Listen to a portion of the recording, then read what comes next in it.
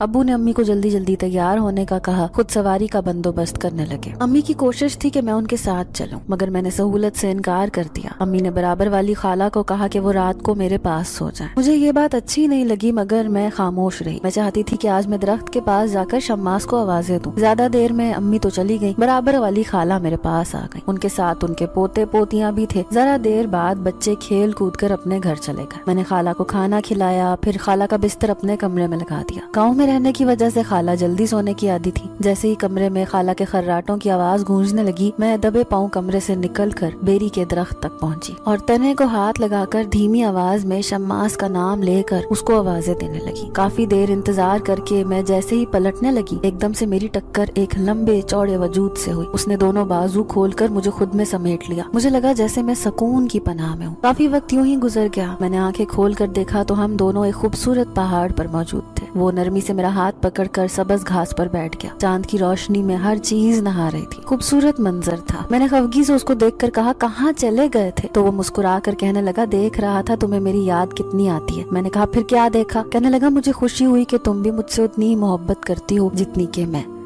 एकदम से उसने अपना हाथ आगे बढ़ाकर मेरा हाथ पकड़ लिया। कहने लगा, महरीन, क्या तुम मुझसे निकाह करोगी? मैं उसका ये सवाल सुनकर बुरी तरह घबरा गई। मैंने अभी तक कुछ ऐसा नहीं सोचा था, मगर जिस तरह उसके दूर जाने से मैं परेशान हुई थी, मुझे खुद समझ नहीं आ रहा था कि मेरा और उस जिनजादे का रिश्ता आगे कैसे बढ़ेगा। वो संजीदगी से मेरे चेहरे की तरफ देख रहा था। मुझे खामोश पाकर कहने लगा, क्या सोच रही हो? इसलिए जवाब नहीं दे रही कि मैं कोई इंसान नहीं बल्कि एक जिनजादा हूँ। मैंने शर्मिंदगी से सर झुका लिया। वो काफी देर बैठा मुझे घूरता रहा। फिर स्पाट लहजे में कहने लगा, चलो घर चलते हैं, काफी देर हो गई। मेरा हाथ पकड़कर वो मैदानों और पानी की आबशारों पर से उड़ता हुआ मेरे घर जाकर उतर गया। वहाँ पहुँचते ही वो खामोशी से गुम हो गया। मैं दबे पांव कमरे में वापस आ गई। खाला अभी तक नींद में मगन थी। मैं उदासी के साथ अपने बिस्तर पर लेट गई। मेरी नजरों के सामने शम्मास का खूबसूरत चेहरा था। काश वो कोई इंसान होता और मैं बिना डरे और झिझके फौरन उसको हाँ कह देती। फिर मेरी नजर अपने पाँव पर चली गई। उस मसनूई टांग के साथ यहाँ मुझे कोई अपनाने पर तैयार नहीं था और मैं अपनी आंखों में खूबसूरत मुस्तकबिल के ख्वाब सजाए बैठी थी। कितनी अहमक थी मैं, ये सोचकर मेरी आंखों में आंसू आ गए। सुबह नमाज पढ़कर मैंने कुछ देर तिलावत की, फिर नाश्ता बनाकर खाला को करवाया। खाला मेरे साथ मिलकर मामूल के काम करवाने लगी। आज मेरे कमरे में मोतिये के फूल नहीं रखे गए। मेरे नाजुक दिल को बहुत ठेस पहुंची। फिर मैंने खुद को तसल्ली दी कि शायद खाला की वजह से ऐसा हुआ है। दिन में 11-12 बजे अम्मी घर वापस पहुँच गयी। अम्मी अब्बू काफी थके हुए थे। वो दोनों कुछ खामोश और परेशान भी लग रहे थे। मैं इंतजार में थी कि वो कुछ बात करते। दोपहर के वक्त अम्मी मेरे कमरे में आ गई। कहने लगी, महरीन बेटा,